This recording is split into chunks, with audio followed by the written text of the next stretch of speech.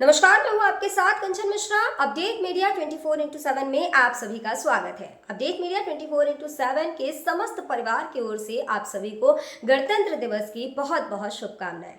यह दिन हमारे देश की स्वतंत्रता, समानता और भाईचारे का प्रतीक है। 26 जनवरी 1950 को हमारा संविधान लागू हुआ था, जिसने हमें लोकतंत्र में अपने अधिकारों और कर्तव्यों का बोध कराया। हमें गर्व है कि हमारे संविधान ने हर नागरिक को समानता, स्वतंत्रता और न्याय का अधिकार दिया है। यह दिन भारत के संविधान लागू होने की याद में मनाया जाता है। भारत का संविधान 26 जनवरी 1950 को लागू हुआ था। इस दिन दिल्ली के राजपथ पर परेड और झांकियां निकाली जाती हैं। भारत के राष्ट्रपति तिरंगा फहराते हैं और 21 तोपों की सलामी दी जाती है। आओ झुककर सलाम करें उन्हें जिनके हिस्से में ये मुकाम आता है। खुशनसीब होता है वो खून जो देश के काम आता है। ना पूछो जमाने से कि क्या हमारी कहानी है, हमारी पहचान तो बस इतनी है कि हम सब हिंदुस्तानी हैं।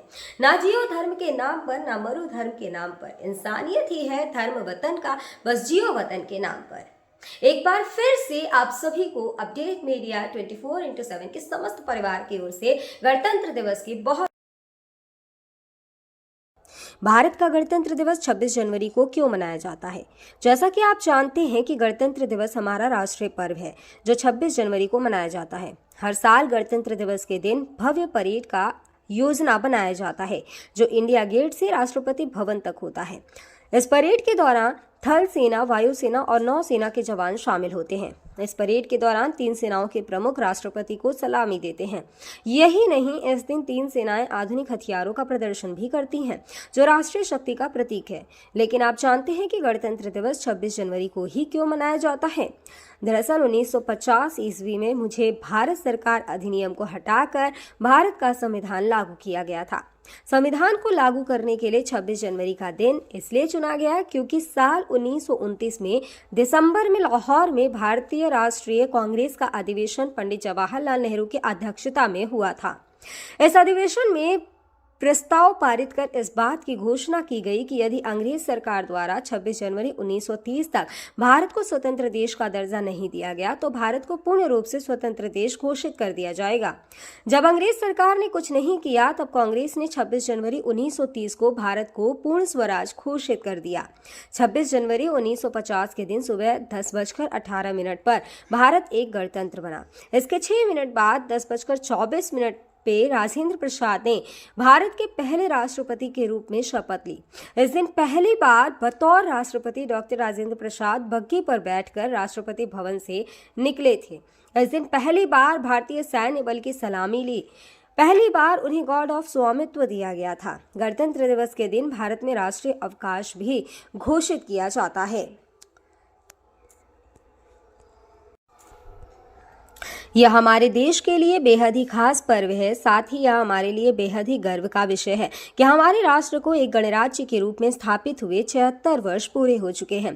देश की संप्रभुता और एकीकरण को दर्शाने वाला यह त्योहार हर भारतीय के मन में देशभक्ति की भावना का संचार करता है। 26 जनवरी 1950 21 तोपों की सलामी के साथ तिरंगा फहराते हुए राष्ट्रपति डॉक्टर राजेंद्र प्रसाद ने स्वतंत्र भारत का स्वनिर्मित संविधान लागू किया। भारत के नए युग की शुरुआत के साक्षी देशवासियों सहित सी गोपालाचारी, जवाहरलाल नेहरू, सरदार पटेल जैसे गणमान्य बने। मात्र 3 साल पहले आजादी की सुबह देखने वाले देश ने अपना संविधान बनाकर विश्व को अपनी संप्रभुता का परिचय दिया। हालांकि ये डगर इतनी आसान नहीं थी। इतिहास के पन्नों को टटोले तो मालूम होता है कि स्वराज के साथ ही अपने संविधान, हक और हुकूम की लड़ाई बेहद चुनौती भरी थी। दरअसल अंग्रेजों की गुलामी से त्रस्त देशवासियों को प्रथम विश्व युद्ध के दौरान एक सुनहरा अवसर हाथ लगा जब ब्रिटेन की ओर से मदद की गुहार लगाई गई। भारतीयों ने सहर्ष प्रस्ताव स्वीकार किया और वर्ल्ड वॉर में ब्रिटेन के साथ खड़े नजर आए। यह उद्देश्य के साथ कि उन्हें आगे चलकर अंग्रेजों की हुकूमत से आजादी मिल जाएगी। लेकिन एक बार फिर अंग्रेज अपनी बात से पलटते नजर आए और आजादी के बदले लेकर आए भारत सरकार अधिनियम 1919। इस अधिनियम का असर ये रहा कि देश के कुछ बड़े प्रांत में दोहरी शासन प्रणाली व्यवस्था लागू हुई। इसके तहत स्वास्थ्य, शिक्षा, कृषि जैसे विषयों को भारतीय मंत्रियों के सम्मुख सौंप दिया गया था। वहीं दूसरी तरफ से सैन्य, रक्षा और विदेशी मसले जैसे अहम मुद्दे वायसराय के अधिकार क्षेत्र में रहे। इसके अनुरूप भारतीयों को यह आश्वासन दिया गया कि इस अधिनियम से पड़ने वाले प्रभावों का विषय में भविष्य में आकलन किया जाएगा। अंग्रेजों के इसी कदम ने जमीन तैयार की साइमन कमीशन की। जो साल 1928 में भारत की धरती पर दाखिल हुआ। साइमन कमीशन ने बड़े ही नाटकीय अंदाज में संवैधानिक सुधारों की समीक्षा कर अपनी रिपोर्ट तैयार की। लेकिन अब समय बदल गया है। अब देशवासी अंग्रेजों के बहकावे में नहीं आने वाले थे, क्योंकि स्वराज के साथ साथ अपने संविधान की मांग भी धीरे धीरे देशवासियों के मन में परवान चढ़ने लगी थी। साइमन कमीशन रिपोर्ट के बाद देश भर में जमकर आंदोलन हुए। इसे शांत करने के लिए ब्रिटिश सरकार ने राउंड टेबल कॉन्फ्रेंस का आयोजन किया। हालांकि देश के सभी वर्ग के नेता इसमें शामिल नहीं थे, इसलिए ये एक असफल प्रयास सिद्ध हुआ। लेकिन जहां एक तरफ ब्रिटिश हुकूमत भारतीयों के इरादों को एक बार फिर भुलाने के जद्दोजहद में लगी थी, तो वहीं दूसरी तरफ देश के वीर सपूतों ने अपने संविधान का खाका तैयार भी कर लिया था। साल 1928 में मोतीलाल नेहरू सहित 8 कांग्रेस नेताओं ने एक संविधान का मसूदा तैयार किया, जिसकी नींव 1921 में भारतीय राष्ट्रीय कांग्रेस के कराची अधिवेशन में तय की गई थी। इस तरह स्वतंत्र भारत के संविधान की रूपरेखा सजने लगी थी। समय का पहिया आगे बढ़ता गया। फिर आया गवर्नमेंट ऑफ इंडिया एक्ट 1935, जिसे हमारे संविधान का संरचनात्मक आधार कहा जाता है। दूसरे शब्दों में कहें तो यह एक फाउंडेशन बन गया, जिसके ऊपर मौजूदा संविधान की भव्य इमारत खड़ी हो गई। एक्ट 1935 भारत के लिए आज़ादी की सुगबुगाहट के साथ आया, लेकिन आज़ादी की आहट के साथ मुस्लिम लीग और कांग्रेस के बीच मतभेदों की खाई गहरी होती जा रही थी। दोनों के बीच तल्खियां इतनी बढ़ चुकी थी कि बुनियादी मुद्दों पर भी समझौते की गूंज तक नहीं रही थी। हालांकि इन सभी विवादों से आगे बढ़ते हुए भारतीय नेता अपने लक्ष्य की ओर बढ़ रहे थे। दूसरे विश्व युद्ध के दौरान 1945 में सभी पार्टियों की सहमति से संविधान का प्रारूप तैयार कर लिया गया था, जिसे सार्वभौमिक वयस्क फ्रेंचाइजी स्वतंत्रता और समानता के साथ अल्पसंख्यकों के अधिकारों की रक्षा का विशेष ध्यान रखा गया था। इसके साथ ही भारत छोड़ो आंदोलन और आजाद हिंद फौज की निर्भीकता ने अंग्रेजों ने भारत में अनंत काल तक राज करने का सपना चूर चूर कर दिया था। जैसे जैसे भारतीय राष्ट्रीय आंदोलन जोर पकड़ता गया, ब्रिटिश हुकूमत पर संविधान निर्माण के लिए संविधान सभा के गठन का दबाव भी बढ़ता गया। इस गहमा गहमी के बीच आखिरकार 9 दिसंबर 1946 में नई दिल्ली के संवैधानिक हॉल में संविधान सभा की पहली बैठक हुई, जिसमें महात्मा गांधी को छोड़कर उस वक्त के राष्ट्रीय आंदोलन से जुड़ी करीब हर बड़ी शख्सियत शामिल थी, जिसका मुस्लिम लीग ने भारत को 2 हिस्सों में बांटे नए मुल्क पाकिस्तान की मांग को लेकर बैठक का बहिष्कार किया। लिहाजा पहली बैठक में कुल 207 सदस्यों ने हिस्सा लिया, जहां सभा के सबसे वरिष्ठ सदस्य डॉक्टर सच्चिदानंद सिन्हा को सभा का अस्थायी सदस्य चुना गया। हालांकि 2 दिन बाद 11 दिसंबर को डॉक्टर राजेंद्र प्रसाद सभा के अध्यक्ष निर्वाचित हुए और डॉक्टर एच.सी. मुखर्जी और वी.टी. कृष्णमाचारी को सभा का उपाध्यक्ष बनाया गया। इसी कड़ी में आया सुनहरा दिन 15 अगस्त 1947 का, जब गुलामी की बेड़ियों को तोड़ भारत ने आज़ादी की नई सुबह देखी। देशवासियों में जोश भरते हुए आज़ाद भारत के प्रथम प्रधानमंत्री जवाहरलाल नेहरू ने बुलंद आवाज में देश को संबोधित किया। इतिहास के पन्नों में यह भाषण ट्रस्ट विद डेस्टिनी नाम से दर्ज हुआ। इसके साथ ही तेज हुई संविधान निर्माण की प्रक्रिया। आज़ादी के बाद चुनौतियों में इजाफा हुआ। संविधान पर सामग्री की कमी थी, लेकिन उसका सही चयन और उचित व्याख्या का काम बहुत जटिल था। बी.एन. राव द्वारा तैयार किए गए संविधान के प्रारूप पर विचार विमर्श करने के लिए संविधान सभा 29 अगस्त 1947 को एक संकल्प पारित करके प्रारूप समिति का गठन किया। इसके अध्यक्ष के रूप में डॉक्टर भीमराव अंबेडकर को चुना गया। इस समिति में अंबेडकर के अलावा 6 और सदस्य थे। संविधान निर्माण के दौरान कई अहम फैसले लिए गए, जिसके राष्ट्रमंडल के समूह में भारत की सदस्यता, राष्ट्रध्वज का चयन, साथ ही राष्ट्रगान और राष्ट्रनीति का चुनाव शामिल था। यहाँ दिलचस्प बात यह है कि संविधान में सबसे पहले नंबर पर आने वाली उद्देशिका सबसे अंत में पारित हुई। संविधान अगर राजनीतिक असंवैधानिक दस्तावेज है, तो पीएमएल एक ग्रंथ को दार्शनिक नजरिया प्रदान करती है। डॉक्टर भीमराव अंबेडकर की अगुवाई में संविधान निर्माताओं ने 60 देशों के संविधानों का अध्ययन किया। 4 नवंबर 1948 को संविधान का अंतिम प्रारूप पेश किया। संविधान तैयार करने के बाद मुश्किल खड़ी हुई कि इसे सुंदर अक्षरों में पिरोकर कैसे संजोया जाए।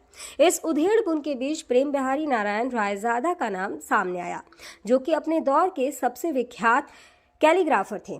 उसके बाद भारत का संविधान प्रेम बिहारी नारायण रायजादा सुलेख फॉन्ट में लिखा गया। उसके प्रत्येक पृष्ठ को नंदलाल बोस के मार्गदर्शन में शांति निकेतन के कलाकारों द्वारा अलंकृत किया गया। इस तरह कुल 2 साल 11 महीने और 18 दिनों में विश्व के सबसे बड़े लोकतंत्र का स्वनिर्मित संविधान बनकर तैयार हुआ।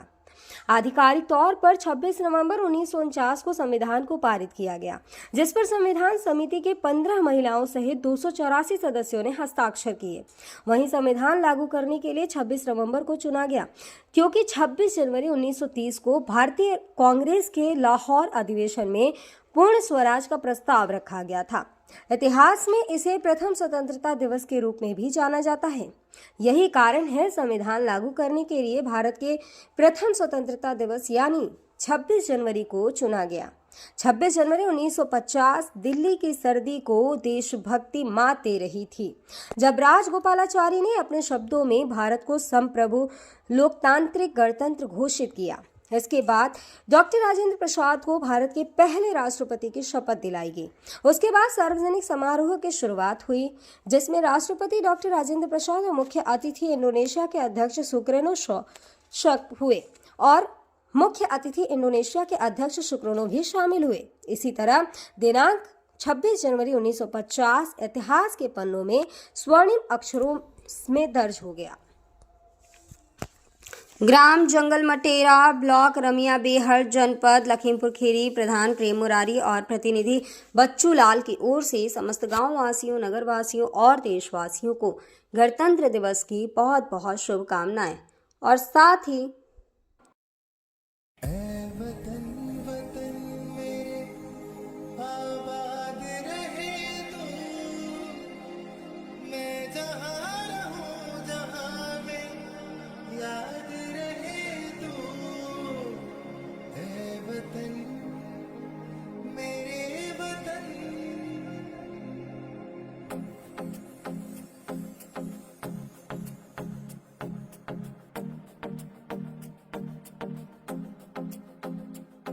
मेरा रंग दे,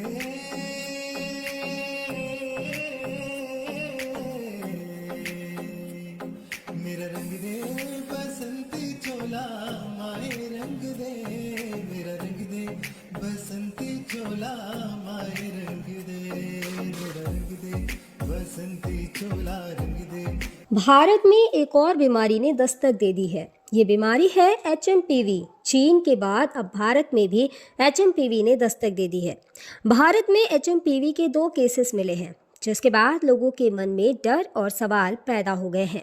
सवाल ये कि HMPV वायरस क्या है, HMPV वायरस के लक्षण क्या है, HMPV वायरस से कैसे करें बचाव, और क्या HMPV कोई नया वायरस है? अगर आपके मन में भी ये सवाल है तो यहाँ आपको हर सवाल के जवाब मिल जाएंगे।